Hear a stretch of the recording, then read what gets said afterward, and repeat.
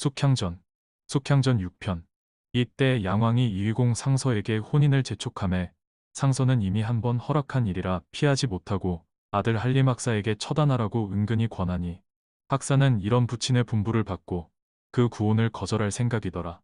학사가 형초 지방에 이르러 본즉 때마침 한제가 극심하여 백성이 기근에 신음한 나머지 그 전에 양민들까지 작당하여 도적으로 화하여 인심이 흉흉하였는데 황제가 근심하시고 이를 다스리고 구제할 현사를 구하라고 조정에 분부하므로 이때 이 학사가 스스로 청하여 인심이 산란해짐은 세황한 시절을 당하여 수령이 백성을 잘 보살피지 않는 까닭에 백성이 기근을 이기지 못하여 난을 짓게 됩니다. 신이 비록 무죄박덕하오나 형초 지방을 진모하여 백성을 안보하고 성상의 근심을 덜어드릴까 하옵니다.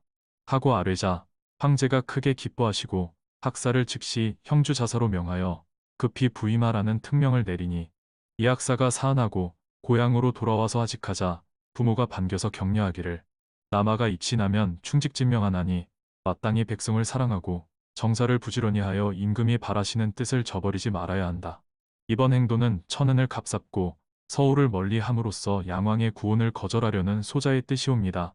하고 복무당으로 가서 숙향과 작별하기를 이 몸이 나라에 헌하여 험지에 부임함에 이 친지정이 간절하고 그렇다고 당신을 데리고 가면 봉친지절이 또한 난감하오. 그러므로 예로부터 충효상전이 어렵다 하오니 집안 일은 너무 염려 마옵소서. 제가 따라서 내려간다 할지라도 가는 도중에 은혜 갚을 곳이 많으니 그것도 어렵습니다. 이번에 인지로 함께 가고 안 가는 것은 당신 생각대로 하려니와 나의 심해를 위로해 주기를 바라오. 하고 자사는 은근히 뒤에 인지로 와 주기를 권하더라. 그만 작별 인사를 하고 총총히 부하들을 휘동하고 형주로 가서 자사로 부임하여 여러 관속을 점거하고 부패한 인사 문제부터 일신하더라.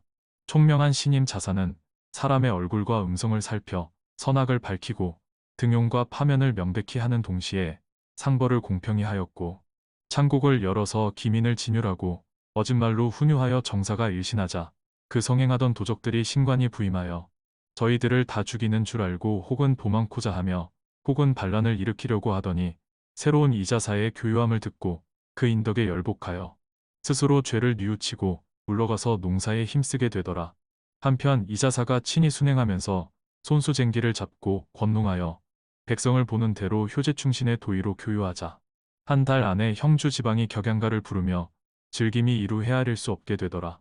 이때 부친 이상서 댁에서는 연소한 학사를 험지에 보내고 매우 염려하였으나 그 후에 들리는 소식으로 자기 아들이 부임한 후로 여릅이 요천순일이 되었다 하므로 이제는 다른 염려는 없으니 자부는 빨리 가서 아들을 위로하라고 명하였고 숙향은 즉시 행리를 차렸으며 숙향은 우선 마구알미 산소로 하직 성묘를 갈 때 청삽사리가 따라와 재물처럼 천연히 묘전에 앉디에 숙향이 개의 등을 어루만지면서 내가 비록 짐승이나 내가 아니면 벌써 죽었으리니 그 은혜를 무엇으로 갚으랴 하고 탄식하면서 옛일을 생각하고 슬픔을 진정하지 못하자 개가 발로 흙을 긁어대었으므로 이에 자세히 보니 글자를 써 놓았으되 아아 슬퍼라 인연이 다하였으니 나는 여기서 영 이별하나이다. 숙향 부인이 깜짝 놀라서 개를 위로하기를 내가 너와 함께 고초를 겪다가 내가 이제 귀하게 되어서 내 은혜를 갚고자 하거늘 이제 이별을 한다니 웬 말이며 내 슬픈 마음은 어찌 혼자 떠나겠느냐. 그러나 개는 마구알미의 묘소를 가리키고 숙향 부인을 돌아보며 크게 한 소리 울었는데 그 소리가 마치 우레같이 지천에 진동하였으며 호련히 검은 구름이 내려서 개를 둘러쌌다가 잠시 후에 구름이 사라지는 동시에 개는 간 곳 없더라. 숙향 부인은 끊임없이 흐르는 눈물을 뿌리며 탄식하기를 과연 비상한 청삽살 개다. 너는 마구알미를 따라 성경으로 갔구나. 내 은혜는 할머니와 함께 있지 않으리라. 하고 제가 앉았다가 사라진 곳에 수의를 갖추어 넣은 관을 묻고 제사하며 통곡하니 산천초목도 슬퍼하는 듯하고 보는 사람들이 모두 깊은 감명을 받았으니 숙향은 개의 장례를 지내주고 부중으로 돌아와서 시부모에게 하직하고 형주로 남편을 찾아 발행하게 되자 시부모 서운함을 이기지 못하여 숙향을 잡고 먼 길에 조심해서 잘 가라고 당부하니라. 자사부인 숙향은 여행 중에 비복들에게 이르기를 지나는 곳에 제사 지낼 곳이 많으니 제천을 갖추어가 그리고 지나는 곳마다 나에게 지명을 일일이 분명히 아뢰어라. 하고 명함에 갈 데가 끝없이 무성한 노전에 이르러 부인은 화덕진군의 은혜를 생각하고 제문을 지어서 제사 지내었고, 제사가 끝난 뒤에 제단에 올린 보리잔에 술이 없어지고 달걀만한 구슬이 담겨 있으므로 감사하여 거두어 간수하니라. 노전을 떠나서 멀리 가다가 어떤 강가에 이르러 부인이 표진강이 어디냐고 묻자 하리가 이 물은 양진강으로서 표진강에 연한 먼 상류입니다. 표진강은 여기서 얼마나 되느냐? 1000열이나 되옵니다. 그러면 수로로 가는 것이 어떠냐? 부인은 표진강에 가서 그 강에 빠져 죽으려 하였을 때 구해준 용녀와 선녀들에게 제사를 올려 은혜를 갚고 싶었기 때문이니라. 표진은 형주 가는 길에서는 방향이 외집니다. 여기서 수로로는 여러 강을 건너서 가야 하는데 길이 가장 험악하오니 육로로 가는 것이 마땅하옵니다. 부인은 매우 서운하였으나 일행하리들의 고역을 생각하고 육로로 직행하려고 마음을 다시 먹었더니 후련히 폭풍이 일어서 강 건너 배를 그냥 몰아서 일주야를 정처 없이 갔으므로 일행이 혼비백산하여 파선되어 죽기만 기다렸으나 어느덧 바람이 자서 물결이 잔잔해졌으므로 부인이 알아보니 거기가 바로 표진강이라 하였으므로 일동이 크게 놀라서 반신반의하고 어제 풍랑을 만나 양진강에서 표진강까지는 1000열이나 되는데 어떻게 하루 사이에 왔을까? 하고 이상히 여겨 마지 않더라. 부인의 귀에 문득 청아한 옥피리 소리가 들려왔으므로 눈을 들어서 보니 2명의 선녀가 연엽줄을 타고 오면서 옥피리 가락에 맞추어서 노래를 부르더라. 옛날에 이달 이날에 우리가 이 강에 와서 숙향낭자를 만났더니 금년도 그 달 그날에 숙향 부인을 또 만나도다. 하고 선녀들 탄 배가 어디론지 사라지고 말았으므로 부인이 이상히 여겨 마지 않았으며 일행은 기가를 이기지 못하였으므로 부인이 쌀을 씻어 솥에 담고 그 안에 노전에서 얻은 구슬을 담아 두었더니 솥 안에 쌀이 저절로 익어서 밥이 되더라. 일동이 신기하게 여기고 그 밥을 먹고 고마워하면서 숙향 부인을 신인이라고 감탄하여 마지 않더라. 부인은 표진강의 물신령에게 제사를 지내서 은혜에 감사하고 또 길을 떠나가니라. 자사 부인이 장승상 댁을 찾아서 들러가라고 명하였으므로 하리들이 그 댁으로 인도하였음에 밤이 이미 늦었으므로 자사 부인이 패될까 하여 장승상 댁의 당호에서 밤을 지샐 때 꿈속에 몸이 날아서 내당으로 들어가 보니 한 화상이 벽에 걸려 있고 진수성찬을 차려 놓았으므로 약간 저하고 돌아왔더니 이튿날 아침에 승상 부인이 자사 부인을 청하여 성찬을 차려서 권하면서 돈과 누지에 임하시어 광채를 배승함을 알았사오나 마침 일이 있사와 즉시 청하지 못하였사오니 미안함에다. 부인은 이 무례함을 용서하시오. 하고 수심에 잠기더라. 부인은 참경을 보셨습니까? 승상 지난밤에 참절한 곡성을 들었으므로 마음을 진정치 못하여 존부인의 대접을 받기 송구하옵니다. 실은 지난밤에 죽은 딸의 대상을 지냈으므로 집안의 곡성이 처량하였습니다. 영녀의 나이가 몇 살이었습니까? 내 딸이 15세에 집을 나갔으므로 그날로 죽은 날로 삼고 어젯밤에 대상 제사를 지내주었습니다. 장승 부인이 슬퍼하면서 말하였으므로 자사 부인이 모른 체하고 그럼 저와 동갑입니다. 듣잡건대 숙향이 나갈 제 사양의 참소를 면하지 못하고 나갔다 하옵는데 그 시녀는 그저 댁에 있습니까? 장승상 부인이 자사 부인의 그 말을 듣고 깜짝 놀라서 반문하기를 부인은 어찌 숙향을 아십니까? 그저 알고 있습니다. 장승상 부인이 눈물을 흘리면서 재촉하기를 부인이 숙향을 아시는 곡절을 말씀해 주시오. 수족자를 파는 것이 있어서 그것을 보고 알았습니다. 승상 부인이 더욱 놀랐으며 자사 부인이 시녀에게 그 수족자를 행장 속에서 찾아오게 하여 벽에 걸게 하였다. 이때 부인들이 담화를 듣고 옆에 있던 장승상이 자기 부인과 함께 그 수로 그린 그림 족자를 바라보았더니 거기에는 동산에서 숙향을 안고 들어가는 광경과 승상 부부가 영춘당에서 잔치할 때의 저녁가치를 만나서 근심하던 광경과 누염을 쓰고 부인 앞에서 자결하려던 광경이 역력히 그려져 있더라. 장부인이 방성통곡함으로 자사부인이 그림을 보고 이러시니 불안하옵니다. 자사부인께서 왕사를 역력히 모두 아시니 무슨 숨길 필요가 있겠어요? 하고 승상부인이 전후 사연을 다 말하고 슬퍼함으로 자사부인이 위로하여 친생지녀라도 죽은 후에는 별 수 없는데 남의 자식에 대하여 이렇게까지 잊지 못하십니까? 그 숙향이 비록 죽었으나 영혼이라도 감사할 것이옵니다. 어려운 말씀이나 그 수족자를 저에게 팔아주십시오. 내 비록 자식이 없으나 숙향이 천행 살았으면 주려고 황금과 채단을 두었지만 이제 누구를 주겠습니까? 그것들을 드리겠으니 그 수족자를 우리에게 주시오. 이것보다도 좋은 숙향의 화상이 존대게 있다 하오니 보여주십시오. 내 침소에 걸어 두었으니 들어가서 보시지요. 하고 승상 부인이 자사 부인을 인도하였으므로 가서 보니 과연 자기의 소녀 시절의 모양이 조금도 다름없이 선명하더라. 그 화상을 벽상에 걸고 청사로 가려놓고 그 앞에 온갖 음식에 제상을 차려 놓아 두고 있었으므로 자사 부인은 가문이 뼈에 사무쳐서 슬픔을 억지로 참고 승상 부인께서 숙향을 이처럼 잊지 못해 하시니 제가 비록 곱지 못하오나 숙향낭자와 비하여 어떻습니까? 하고 머리에 쓴 화관을 벗고 화상 옆에 서 보이니 보던 사람이 모두 놀라서 아, 화상이 변하여 자사 부인이 되었을까? 부인이 변하여 화상이 되었을까? 참으로 이상하다. 하고 감탄하였다. 장승상 부인은 말도 못하고 눈물만 흘리면서 슬퍼하더라. 자사 부인은 그제야 승상 부인에게 재배하고 제가 과연 그 전에 숙향이 옵니다.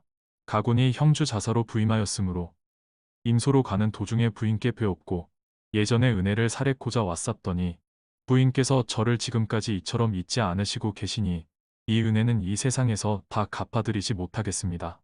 이 말을 들은 승상 부인은 이것이 꿈이냐 생시냐 나를 속여서 희롱하는 것이 아니냐고 어찌할 줄을 몰라 하더라.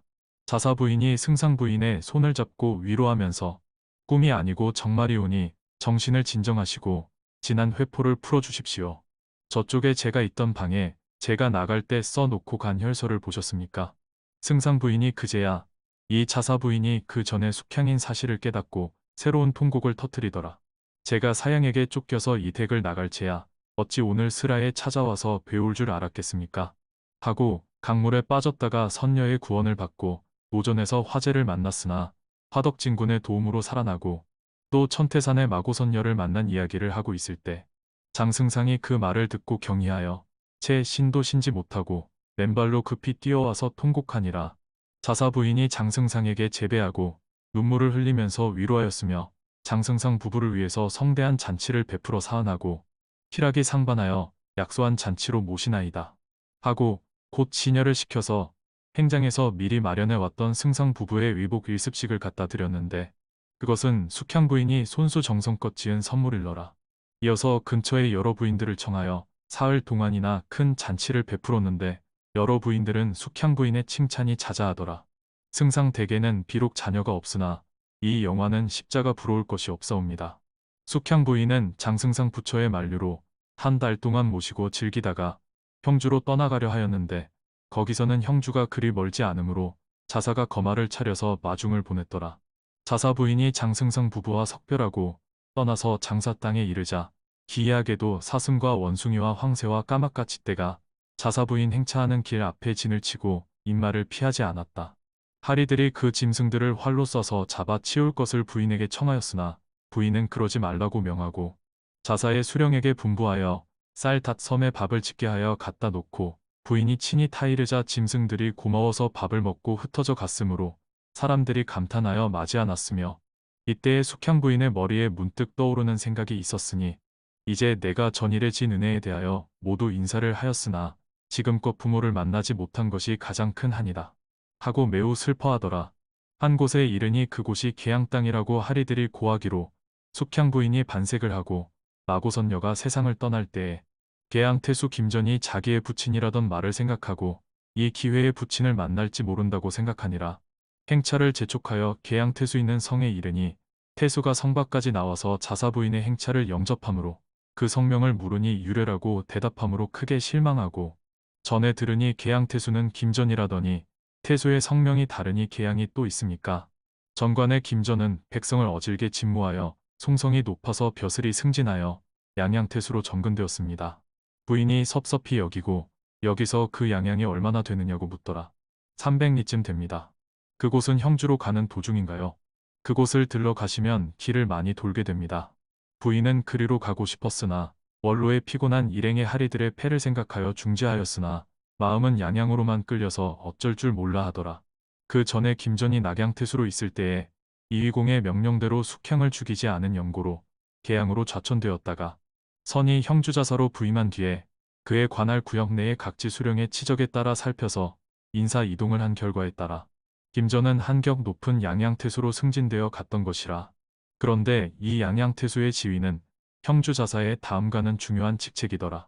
하루는 김전이 형주로 자사를 찾아보고 돌아오는 길에 반야 강가의 어떤 허술한 노웅이 행차 옆에 노변의 바위 위에 누워있기에 행차에 시종하던 하인들이 불손한 태도에 노하여 잡아내려서 처벌하려고 하였으며 태수 김전이 그 노웅의 인품이 비상함을 한눈에 보고 깨달았으니 하인들을 꾸짖어 물리치고 그 앞에 가서 공손히 읍하고 우대하였으나 그 노웅은 태수를 본 채도 하지 않았으므로 김전은 매우 수상스러워서 속으로 내 벼슬이 높고 삼천병마를 거느렸으니 심상한 사람이면 감히 함부로 보지 못할 텐데 이처럼 거만스러우니 좌우간 비상한 인물이다 하고 생각하였으며 아무러나 그의 근본을 알아보리라고 공수배려하였으나 그래도 노웅은 모른 체하고 한 다리를 들어서 다른 다리 위에 얹고 팔을 베고 길 위에 누워버리니 태수가 더욱 공손한 태도로 두 손을 모으고 시입하자 노웅이 비로소 말하여 가로되 너 갈 길이나 갈 것이지 내가 너더러 절하라더냐.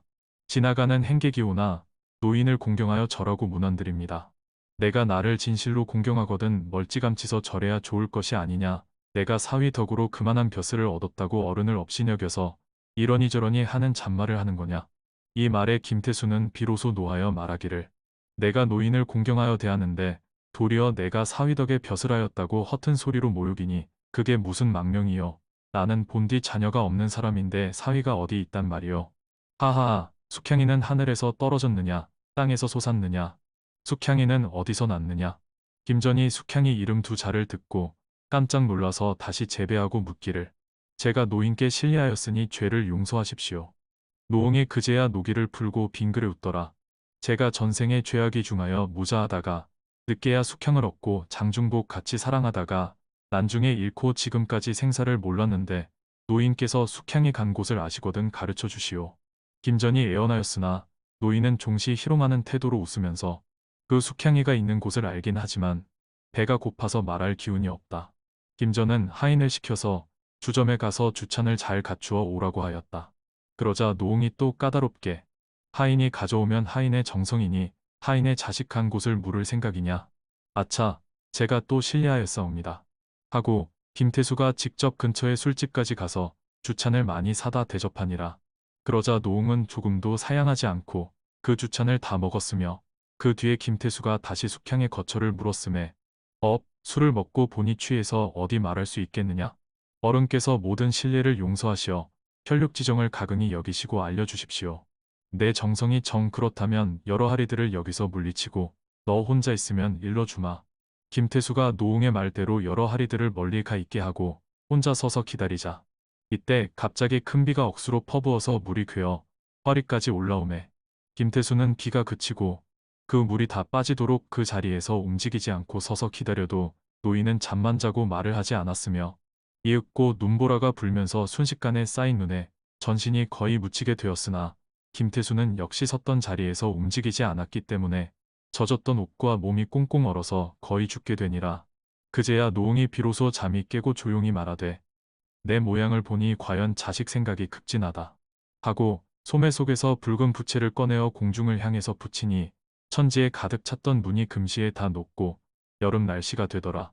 김태수는 이 노인이 신인인 줄을 더욱 확신하고 다시 절하며 묻기를 제 딸 숙향이 있는 곳을 가르쳐서 제 답답한 흉중을 시원케 하여 주십시오. 말하려니와 숙향이 여러 곳에 갔으니 내가 능히 찾아갈 수 있겠느냐? 어디로 갔는지 말씀해 주십시오. 쇠신이 다 닳도록 찾아보겠사옵니다. 내가 반야산 바위 틈에 버린 것을 도적에 업어갔다. 그 도적의 집이 어디이옵니까? 도적이 데려다가 마을에 두었으므로 파랑새와 금까치가 데려갔고 또 후토 부인이 따라갔으니 거기 가서 물어보라. 아, 그러면 죽은 것이 분명하옵니다. 김태수는 탄식하고 거의 낭망하더라. 아니다. 후토 부인이 흰 사슴에 태워서 장승상 집 뒷동산에 두었고 그 집이 무자하여 양료로 기른다 하니 그곳에 가서 물어보라. 그럼 장승상 댁으로 찾아가 보오리까? 또 들으니 그 집의 사양이가 숙향을 모해하여 내쫓아서 갈 곳이 없어 표진강의 용궁으로 가려고 물에 빠졌다 한다. 아, 그러면 물귀신이 죽였을 것입니다. 용궁은 수부인데 어찌 영혼인들 찾아볼 수 있사옵니까? 또 듣건대 체련하던 소녀들이 구해서 육지에 내놓았으나 길을 잃고 갈대밭에서 자다가 불에 타서 죽었다는데 그 말이 옳으면 그곳은 육진이 백골이라도 찾아가거라. 백골이 지금까지 남아 있을 리 없고 또 화중귀신이 되었으면 쓰러져서 재가 되었으리니 혼백인들 어디 가서 볼 수 있겠나이까. 또 들으니 그 화재에서는 화덕진군이 구해주었으나 의복을 다 태워버리고 앞을 가리지 못하여 길가에 나무 밑에 누워있는 것을 마구알미가 데려갔다 하니 거기로 가서 찾아보라. 그렇다면 진심하여 찾아가겠으니 그 마구알미 있는 곳을 자세히 가르쳐 주십시오. 내 들으니 마구알미가 숙향이를 인간에 두었다 하더라.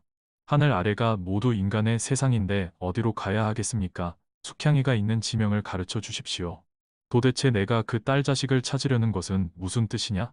노웅은 지금 와서 또다시 엉뚱한 말을 묻더라. 그 애를 늦게 얻어서 사랑하는 마음을 채 펴지 못하고 난중에 잃었으므로 슬픔을 금하지 못하다가 이제 선생을 만났사오니 그 불쌍한 아이의 종적을 자세히 가르쳐 주십시오. 노웅이 갑자기 변색하고 꾸짖듯이 그러면 그 어린 것을 왜 반야산 속에서 내버렸느냐? 도적에 몰려서 가족이 전멸하게 된 위급한 지경이라 마지못하여 버렸나이다. 그러자 노웅이 더욱 노기를 띠고 그것은 내 목숨이 아까워서 너만 살기를 위한 탓이었거니와 그러면 낙양 옥중에서는 왜 그 숙향이를 내가 죽이려고 하였느냐? 김태수는 그 말에 정신이 아찔하고 후회가 만극하여 어쩔 줄을 모르더라. 그때의 숙향이가 제 자식이었습니까? 그때 이름과 나이는 같았으나 어리석은 인간의 눈이 아득하여 깨닫지 못하였습니다. 허허, 그것은 내 불명이 아니라 하늘이 정하신 운수임에 어찌 인력으로 할 수 있겠느냐. 그런데 나는 문 지키는 용왕인데 어느 해 저녁 때 내 자식이 물가에 나가 놀다가 어부에게 잡혀서 거의 죽을 순간에 내 힘을 입어서 살아났으니 나도 내 자식을 위하여 너에게 은혜를 갚고자 옥황상제께 고하고 너로 하여금 내 딸 숙향을 만나도록 하여 주라고 하였으나 내 정이 이처럼 지극치 않았으면 찾지 못하였을 것이니라. 그 숙향이가 겪은 고생은 이루 말할 수 없고 내가 만나보더라도 내 자식인 줄 알지 못할 것이니 내 말을 명심하고 숙향이와 만나는 날 그동안 겪은 일을 차근차근 물어서 지금 내가 한 말과 부합하거든 내 친딸인 줄 믿으라 하고 여러 가지 경과를 일일이 일러주었으니 김태수가 크게 기뻐하고 배사하면서 노선의 간곡한 가르치심을 받자오니 감사 말씀 무어라 올릴지 모르겠습니다. 지금 말씀대로라면 형주자사 이성공의 부인이 숙향이옵니까? 그것은 자연히 알게 될 텐데 어찌 천기를 누설하랴 하고 노웅은 호련히 자취를 감추었더라. 김태수는 이것이 생시의 일이 아니고 꿈속의 일이 아닌가 하고 의아하여 마지 않더니라. 김태수는 양양의 아중으로 돌아서 부인에게 용왕을 만나서 들은 이야기를 자세히 전하자 부인이 희비상반하여 앙천장탄하면서 우리 생전에 숙향이를 만나보면 죽어도 아무런 한이 없으니 이제 자사 부인이 돌아온다 하지만 어찌 우리 딸이겠습니까마는 시험삼아 물어나 봅시다. 하고 초조한 마음을 금하지 못하더라. 이 무렵에 숙향 부인이 양양으로 가지 못하고 근심하던 중 그날 밤에 꿈에 마구알미가 와서 일러주기를 부인이 이번에 부모를 찾지 못하면 다시 10년 후에나 만날 것이니 부디 이 시기를 허송하지 마시오. 숙향 부인이 반가워서 다시 그 방법을 물으려 하는 순간에 마구알미는 야속하게 호련히 사라지고 말았다. 꿈을 깨고 난 부인은 대단히 이상하게 생각하고 곧 타리들에게 분부하여 망설이던 양양으로 가게 하라고 분부하였다. 김태수가 자사 부인이 양양으로 돌아서 형주로 간다는 소문을 듣고 용왕에게 들은 말이 숙향이가 자사 부인이 되어 간다던 말을 생각하고 자기 부부를 찾아오는 것 같이도 믿고 싶었으며 태수 부인은 지난밤에 꿈이 좋았으니 반드시 기쁜 일이 있으리라고 시녀들을 보내서 자사 부인의 근본을 미리 알아오라고 일러두니라. 이윽고 돌아와서 자사 부인은 장승상의 딸이라는 말을 고하니 그 말을 들은 김태수 부부가 거의 낭망하고 서운해하더라. 이윽고 자사 부인이 성안으로 가까이 오는 행차를 보매 무수한 갑사가 앞뒤로 호위하고 곱게 단장한 시비들이 좌우에 옹위하였는데 정열 부인 숙향이 성문으로 들어오므로 김태수의 부인 장씨가 울면서 탄식하되 어떤 사람의 자식은 이렇게 귀하게 되었는고 숙향이도 살아있으면 행여 저렇게 되었을지도 모를 것을 하고 딸 생각으로 슬퍼하더라. 자사 부인이 태수의 객사에 들어 진수성찬의 저녁을 대접받은 후에 태수 내실에서 시녀를 보내어 전갈하기를 전에 배운 적이 있사오나 같은 부인이니 서로 만나봄이 어떠합니까? 밤이 달 밝고 고요하니 말씀이나 하면 좋을까 합니다. 태수 부인 장씨가 기뻐하며 내가 먼저 문안하고자 하였으나 어려워서 감히 청하지 못하였더니 지극히 감사합니다. 하고 곧 객사로 나가서 인사한즉 자사 부인은 화관을 쓰고 칠보단장의 교위에 앉았는데 100여 명의 시녀가 차례로 시립하였고 자사 부인이 교위에서 내려서 장씨를 맞아 주웅 교위에 앉기를 청하자 각관 수령의 아내 어찌 자사부인과 대조하오리까 하고 태수 부인이 사양하였으므로 이에 자사 부인이 지극히 겸손하게 주객이 된 자리에서 어찌 주객의 벼슬의 차례를 가리며 더구나 연세가 존장이신데 어찌 그리 겸손하십니까? 그럼 실례하겠습니다. 그제야 태수 부인이 교의에 앉도서 자사 부인에게 묻더라. 자사 부인의 나이를 물었더니 그 나이가 자기 딸의 나이와 똑같았으므로 눈물을 주르르 흘리더라. 부인께서는 왜 제 나이를 물으시고 그렇게 우십니까? 나도 그 나이에 딸이 있었는데 난중에 잃고 주야로 슬퍼하고 있었습니다. 자사 부인이 이 말을 듣고 한편으로는 기쁘고 한편으로는 슬퍼서 역시 눈물을 흘리며 저도 어려서 부모를 잃고 지금까지 만나지 못하였더니 부인의 경우를 듣고 보니 우리 부모도 저를 그렇게 생각하실 것 같아서 정의를 참아 견딜 수 없습니다. 그럼 부인은 부모와 이별하고 어느 댁에서 성장하셨습니까?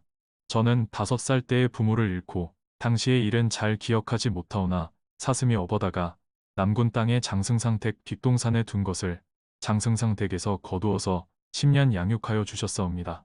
장씨는 그 말을 듣고 자사 부인이 장승상의 친딸이 아닌 사실을 알고 또다시 희망을 갖게 되니 문득 반가운 생각이 들어서 자기도 모르게 자리를 가까이 하고 묻기를 부인의 회포가 내 회포와 같으니 슬픈 심사를 위로하십시다.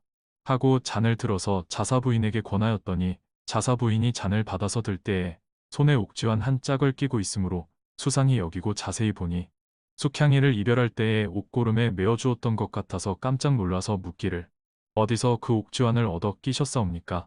부모가 저를 이별할 때 옥고름에 끼워주신 것임에 항상 부모를 배운 듯이 손에 끼고 있사옵니다. 장씨가 그제야 틀림없는 자기의 딸 숙향인 줄을 알고서 반가움을 금하지 못하고 시녀에게 명하여 자기 침실에 가서 옥지환 한 짝이 든 상자를 가져오게 하니 그 옥지환 한 짝을 갖다가 서로 맞추어 보니 그 진주 속에 은은한 글자가 있는데 하나는 목숨수자, 하나는 복복자가 이제 짝을 찾은 셈이라. 이 쌍가락지는 태수가 장씨에게 봉채로 준 진주알을 옥지환에 박아서 만들었던 보물이더라.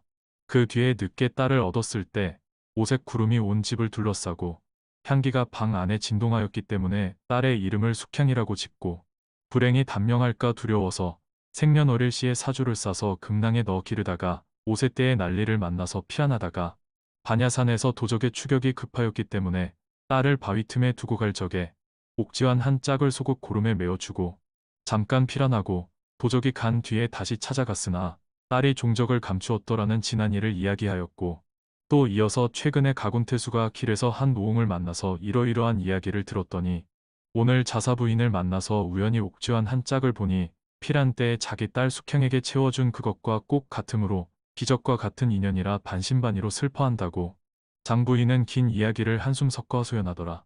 그리고 나서 장씨는 옥지환 한 짝과 기록한 것을 자사 부인에게 주면서 보라고 권하였으며 자사 부인이 그 기록의 생년월일 시가 자기의 금낭에 있는 사주와 똑같으므로 놀라는 마음이 황홀하여 어쩔 줄 모르다가 마침내 통곡하다가 기절하더라. 장씨가 크게 놀라 급히 붙잡고 구호하여 자사 부인이 보여준 주머니에 든 사주 쓴 글씨가 남편 태수의 필적이 분명하므로 그제야 자기의 친딸 숙향임을 확신하고 방성통곡하더라. 이 광경을 본 100여 명의 시녀들이 이상히 여기고 그 말을 들은 모든 사람들이 희한하게 여기더라. 김태수가 이 말을 듣고 크게 놀라고 크게 기뻐하여 취한 듯 미친 듯 어쩔 줄 모르니 숙향 부인은 곧 남편 형주 자사에게 사람을 급히 보내어 부모 만난 사실을 기별하였으며 그 기별을 받은 자사 이선이 곧 위의를 갖추고 양양으로 달려와서 태수 김전과 장부인을 장인 장모로 대하여 절하였고 이어서 형초지방의 여름에 태수 부부들을 청하여 낙봉연을 베풀고 원근 사람을 모아 큰 잔치를 베풀었다. 이때 강릉 사람 양회관이 태부벼슬을 하고 유수를 받아 이 지방의 집에 와 있다가 이 기별을 듣고 기특히 여기고 상경하여 황제께 여쭈었다. 황제가 이위공을 불러서 그의 아들 형주자사 이선과 숙향의 인연을 하문하셨음에 이위공이 전우사를 모두 주달하자 황제가 매우 신기하게 여기시고 칭찬하여 하시는 말씀이 이선이 한번 형주자사가 되매 그 극심하던 도적들이 다화하여 양민이 되었으니 이선은 일도의 자사가 될 제목이라 마땅히 천하를 모두 살릴 큰 인재니 형주 자사로 오래 두지 못할 것이요. 하시고 김전을 형주 자사로 승진시키고 이선을 조정으로 불러 올렸으니 이선이 상경함에 있어서 장인인 자사 김공에게 황상께서 저를 부르시니 제가 상경하여 황상께 품하야 빙정도 내직을 제수하여 상경하시도록 하겠사오니 아직은 여기서 치민하고 기다리십시오. 하고 하직 인사를 고하니 자사 김전은 그립던 딸 숙향을 만난 지 얼마 못 되어서 또 이별하게 되니 섭섭한 정을 이기지 못하더라. 숙향은 부모와 또다시 이별하는 것이 슬퍼서 머리를 싸고 자리에 누워 일어나지 않으므로 김자사의 부부가 위로하여 우리가 이렇게 귀하게 된 것은 모두 내 덕이며 너는 서울에 올라가서 잘 도모하여 우리를 속히 조정해 내 직으로 가도록 힘써라. 벼슬이 비록 귀하오나 부모를 모시고 함께 늙음만 갖지 못하옵니다. 하고 울면서 슬퍼하며 황제가 영전을 시켜서 조정으로 부르시는 남편 이선을 따라서 상경하는 길에 오르더라. 이선이 상경하여 대궐에 들어가서 황제를 뵙고 수일 후에 상소하기를 신이 아비와 동품이 되기 미안하오니 신의 벼슬을 적당히 하교하여 주시옵소서. 황상이 이에 비답하여 나라에 이위공만한 인물이 없으니 위공의 벼슬을 더하여 위왕에 봉하고 김전으로 병부상서에 승진시키고 이선으로 초공대승상을 제수하겠노라. 하는 일문 영달의 고마운 분부이심에 위공은 황공하여 위왕의 부자가 여러 번 여위를 사양하였으나 황제가 허락하시지 않았으므로 하는 수없이 사은 배수하더라. 황제가 인견하시고 숙향을 만난 사연을 물으심에 초공 이선이 전후 사연을 상세히 아뢰었더니 황제가 칭찬하시고 말씀하니라. 이것은 모두 경의 넓은 덕이요 짐이 또한 경의 덕을 입고자 하니 힘을 다하여 충성껏 도와주기 바라오. 초공 이선이 사안하고 이어 남군 땅의 장승상이 애매하게 오래 정직 중을 아뢰니 황제가 그를 용서하고 우승상으로 부르셨더라. 이에 감격한 장승상 부인이 상경하여 숙향 부인의 손을 잡고 반가운 눈물을 비오듯이 흘리니 초공 이선이 승상 부인을 위로하고 주찬을 베풀러 종일 즐거워하더라. 그리고 정렬 부인 숙향은 장승상 부부와 부모를 모두 서울에서 만나서 영화롭게 지내게 되었으므로 기쁨을 이기지 못하므로 초공 이선은 예약을 갖춘 큰 잔치를 베풀고 조정의 백관을 모두 초청하니 구름같이 차일은 반공에 나부끼고 생소고락은 천지를 진동시켰고 금수병장과 기용준물이 굽이치 않은 것이 없으니 그 장암이 천고에 처음 보는 광경이었으니 문무천관이 모두 잔을 들어 축하하여 몸을 일으켜서 위왕께 할애하고 초공을 향하여 명공의 문장은 이미 아는 바이거니와 음류를 잘하신다 하니 우리를 취후에 높은 흥을 도와 아름다운 검은고를 한번 희롱함을 아끼지 마소이다. 이런 손님들의 청을 받고 초공 이선이 미처 대답지 못하고 있을 때 그의 부친 위왕이 혼연히 웃음을 띠고 초공을 돌아보고 내 음률이 소홀하나 제공이 너를 사랑하셔서 오늘 이런 좋은 잔치에 한번 듣고자 청하심이니 너는 사양치 말고 한번 시험하여 빈객의 웃음을 도우라. 초공이 부친의 분부를 듣고는 사양치 못할 줄 알고 실현금을 스르릉 비껴놓고 한 곡조타니 그 소리가 청하하여 단봉이 옛 보금자리에 내림과 같은 율성이 신기하여 귀신이 감동할 정도더라. 그 곡조의 가락에 이르되 인생은 초로 같고 공명은 부운이로다. 전생의 언약이 중함이여 인생의 만나기를 다하도다. 인연의 늦음이여 만고 풍상이 일장춘몽이로다. 요지의 꿈을 이루미여 평생의 한을 이루었도다. 성은이 융성함이여 자기가 일신에 무겁도다. 충성을 다함이여 만분의 일이나 값싸울까 하였더라. 모든 사람의 취흥이 새로워서 그 율성의 청량함과 뜻이 신기함을 칭찬하고 오직 위왕의 복록을 할애하더라. 이윽고 날이 저물고 황혼이 되매 여러 빈객이 돌아갈 제에 벽제의 차마가 심리에 있닿는 장관이더라.